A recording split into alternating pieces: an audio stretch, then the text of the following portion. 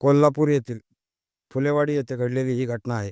एक आरोपी त्याची तडीपारी संपल्यानंतर त्याच्या घरी आला होता. 12 सप्टेंबरच्या रोजी तो त्याच्या घरी आला आणि त्याच रात्री त्याचा खून झाला. खून करणारा त्याच्या ओळखीतलाच मित्र होता. हा खून कुठल्या कारणामुळे झाला हेच जाणून घेऊया या व्हिडिओच्या माध्यमातून. महेश राठ आणि आदित्य गवळी हे दोघेही कोल्हापूरमधील फुलेवाडीच्या आसपास राहत होते. दोघांचीही पार्श्वभूमी ही गुन्हेगारीची होती.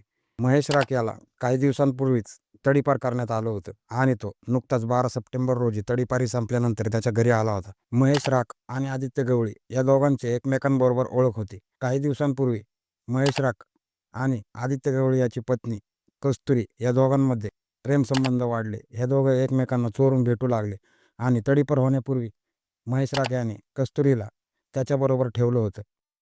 मित्रानेच आपल्या बायकोला पळवून नेल्याचा राग आदित्य गवळी याच्या मनामध्ये होता आणि त्याने त्याच दिवशी महेश राखला संपवण्याची शपथ खाल्ली होती. परंतु त्याच्या एका गुन्ह्यामुळे त्याला पोलिसांनी तडीपार केलं होतं. 12 सप्टेंबर रोजी त्याची तडीपारी संपली आणि तो त्याच्या घरी आला.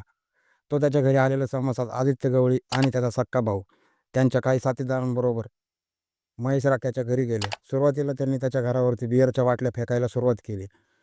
गर्दी गोंधळाचा आवाज ऐकून महेश राख खाली आला. तो खाली आला असताना आदित्य गवळी आणि त्याच्या मित्रांनी त्याला बाहेर ओढलं आणि तिथेच लाकडी दांडा, लोखंडी रॉड, येडका या सर्व हत्यारांनी त्याच्यावरती हाणमार करायला सुरुवात केली.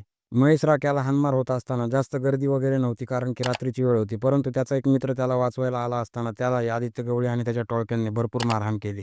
एक महिला मध्ये आल्यानंतर त्या महिलेलाही ढकलून देण्यात आलं.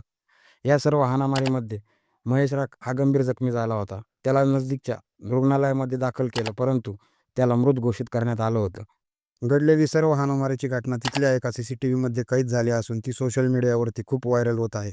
परंतु झालेल्या हत्याकांडामुळे कोल्हापूरमध्ये चर्चा सुरू आहे की काही जुना वाद होता की बायकोच्या या कृत्यामुळं आदित्य गवळीने हे टोकाचं पाऊल उचललं. तुमचं काय म्हणणं आहे मित्रांनो? कमेंट करून नक्की सांगा.